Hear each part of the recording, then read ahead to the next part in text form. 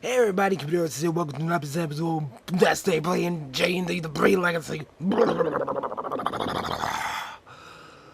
Oh, I'm sorry for that. I had to clear my throat a little bit. This time, in this recording session, I came prepared. I have my water. Alright, I had an intro to do. Alright, okay. So, you pretty much just saw what trophies we have left.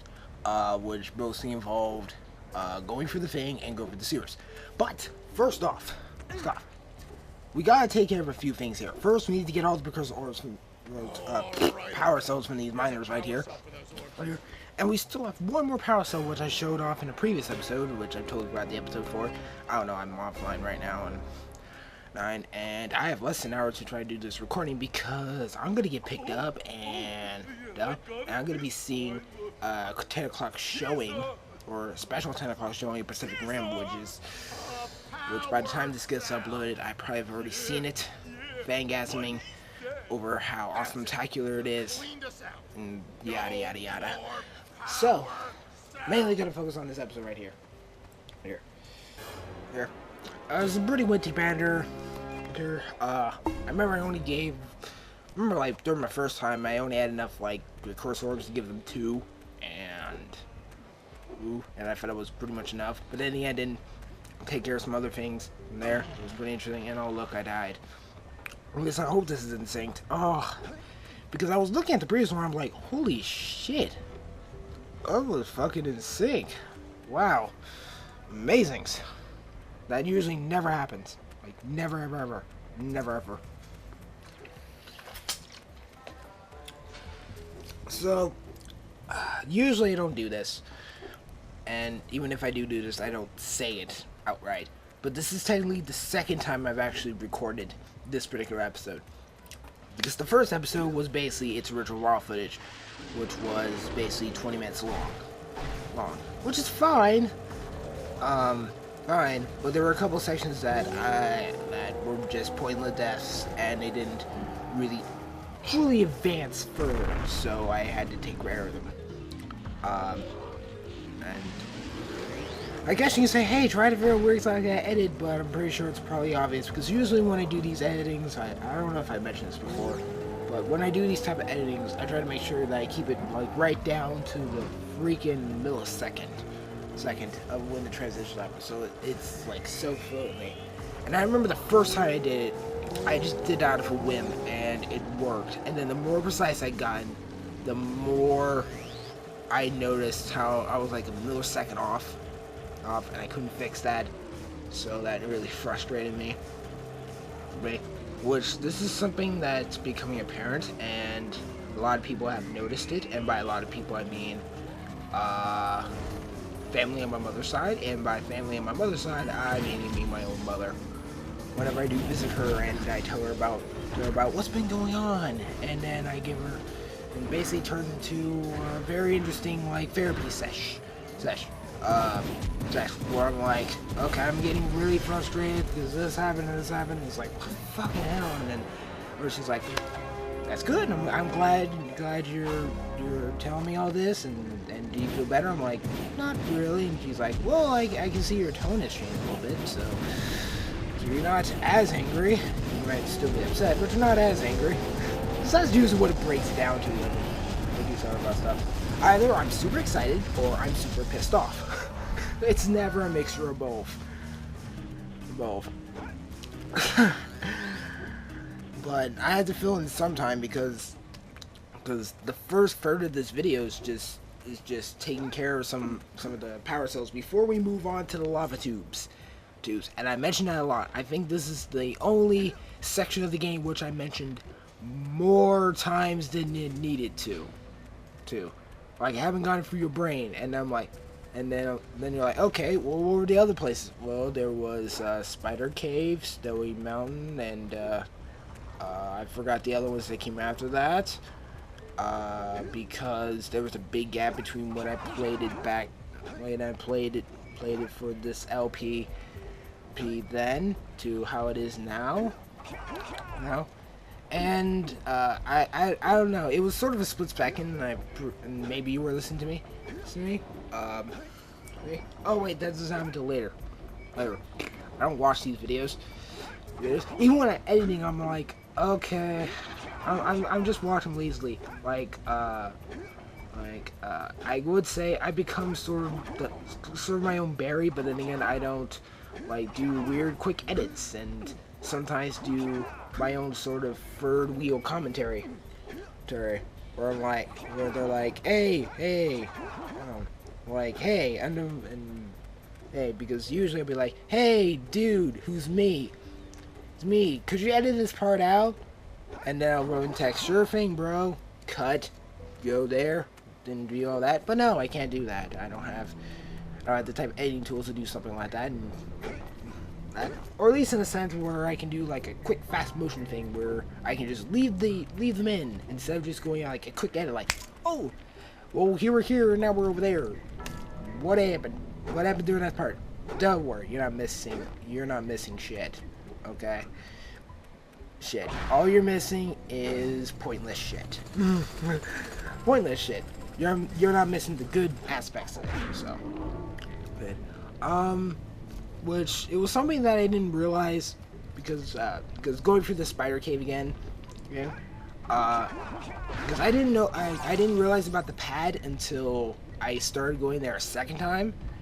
Like, wait a minute. Like, because, you know, it was back there, and I'm like, oh, I need to go, because, and I mentioned this, I probably mentioned this in the previous episode, or during the Spider Cave episode, probably in the previous episode with Snow Mountain, but the way in order to make sure that you get everything is to first go to Snowy Mountain, mostly do the generator, and then you'll be able to do everything clear. And then you can come here and be able to collect everything, including all of the precursor orbs that are in this area. Then you can head over to the miner section to make sure you have everything. And yeah, that little camera trick right there, the reason why I died, but it didn't really matter because I'm still on the right trail, and I'm still on the right way. Like, talk to those miners, talk to the Oracle. Cool. And of course, as you pretty saw from the first episode, we were in this area whose name escapes me. Which is weird though. I'm only remembering names of the most recent. I should remembering names of like the past stuff. And another thing I've noticed is I don't really give that much my 2 bits on it. Because I proclaim it to be blind, and during blind LPs you're supposed to say how you feel about the areas. Well, you can in regular LPs if you really have something to say, but other than that, it should really be noted. And I don't. I just don't. Or at least I just stopped doing it. Because I tried describing Snowy Mountain, I think, during the recording, but I ended up forgetting because, you know, even though this is all like post-recording, which usually for post-recording, you're like, oh, you know everything that's gonna happen.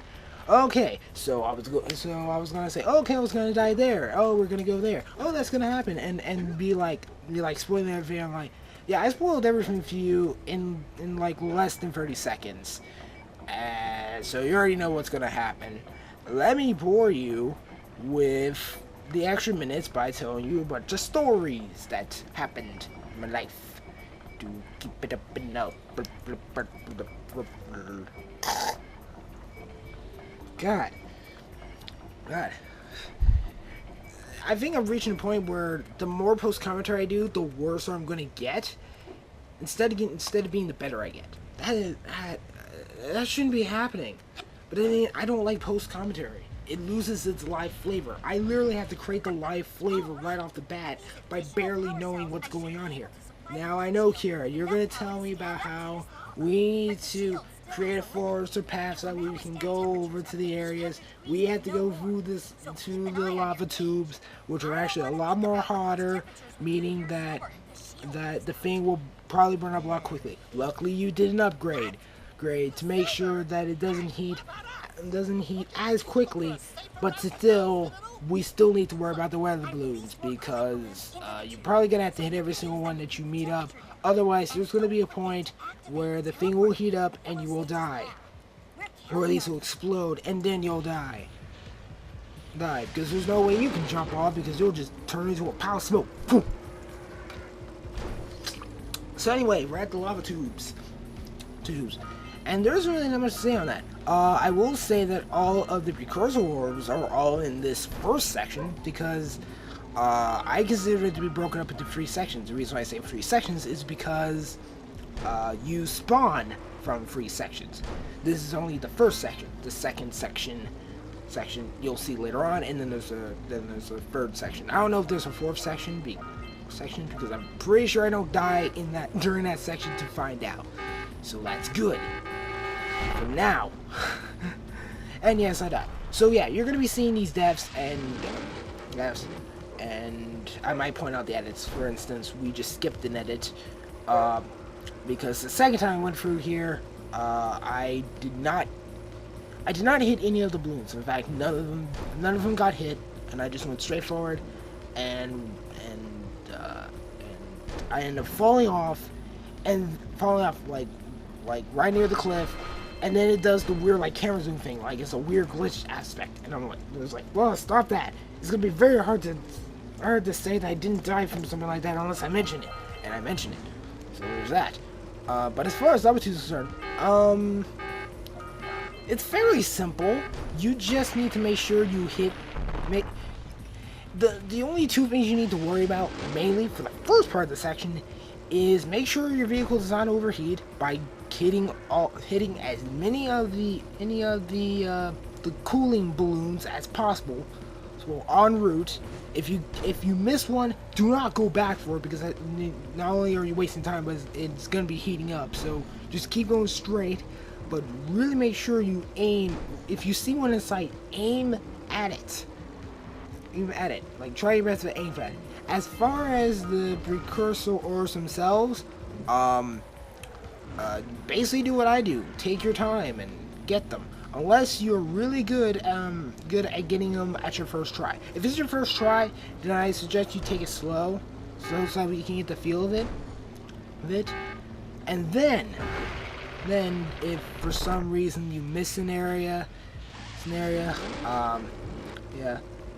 and you do want to collect them all before you reach the next section, then you can go ahead and kill yourself, and then basically go at normal speed to that area that you want to get that the precursor orbs are at. That's basically what I do. There's probably better tips out there to how to get it very quickly, but then again, they're in video form.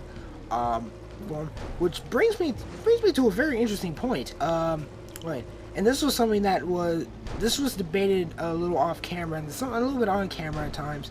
I don't know if you guys have noticed this, but when it comes to like strategy guides for like video games, and you know how like certain video games, they get their strategy guides and all that, and then some people are like, well, what's the point of getting a strategy guide? You can just look it up online. That's a good point. But then I got to thinking, what type of strategy are you looking up? Because if you're looking up a written strategy, they can only try to describe the situation to the best of their abilities. So either A, they're gonna describe it so well that you're like, okay, I get it, you can stop describing now, what do I have to do? Or they're gonna be so vague where you're like, wait, which area, which corridor, what? Which weapon? Which weapon? Oh, the weapon that does a little thingy? Most weapons do the thingy, except for that one weapon. It just does the zippity zip. But it does this weird zappity zap. And I have no idea how I got that first scalp fly through that little jump angle. Hell, but I'm so glad because I can go at it full force. But anyway, but yeah. The whole argument over it is like okay, well, written ones, you basically have to visually figure out exactly what they're talking about. Sometimes it's obvious, sometimes it's not. It depends on who's writing it. And then you have the video ones, which they're fine if you have like your laptop next to you while you're playing your game and you're like going back and forth between video, like pausing in and out and be like, okay, he's in this section, make sure he's there, that's fine. That's where it should be. Good. Good. And sometimes they come on commentary, sometimes they don't. don't. It depends if you want to hear what the person has to say, because usually they have something to say, or they don't. Or you just like to just listen to the silence. The way I see this Let's Play video, I've joked about saying, shouldn't this be a walkthrough since I'm doing it all 100%, and making it seem like as if I'm doing everything that needs to be done, and not seem like as if I'm doing it all blindish? Well, still blind, because I haven't done a full 100% completion, so still technically blind, I guess. Yes, it's a very debatable. Well, I will say that the freeing of the sages, I want to do it in the same order as getting the achievements, and I don't know which stage goes where, and I'm hoping I can get started on recording the next episode, because next episode of this, because by then, during that gaming session where I'm recording stuff, I should be able to have the last 2 episodes done, where we free all the sages and take out the bad guy, and then we get a secret ending, because it has one, which vaguely leads into Jak 2. And if you played Jak 2 before you played Jak and Daxter, then you already know somewhat what that secret is, I guess, when you get down to it. Which makes sense, in a way. So overall, the lava tubes, they're not that hard if you know how to navigate well. And freeing all the 7, but there's only 2 power cells here, and it's very simple. And looks like this is the end of the ride here. Next episode, we're going to be freeing some sages. But before we go, let's check on the trophies. If the loading can go fast enough. Should. Just hurry up. Show it off. In the meantime, before my voice gets cut off, because I'm pretty sure it always does that, I am COMPUTEROSIS, and this has been another episode of Let's Play J&D P Legacy. I'll be seeing you in the next episode. Or not, if you're really that bored and don't want to see. But please see the next episode. So it's going to be pretty interesting. We're going to be freeing some slaves. Oh, God. If you stay to the end, the army is like, we're going to free some slaves. No, we're going to free the sages.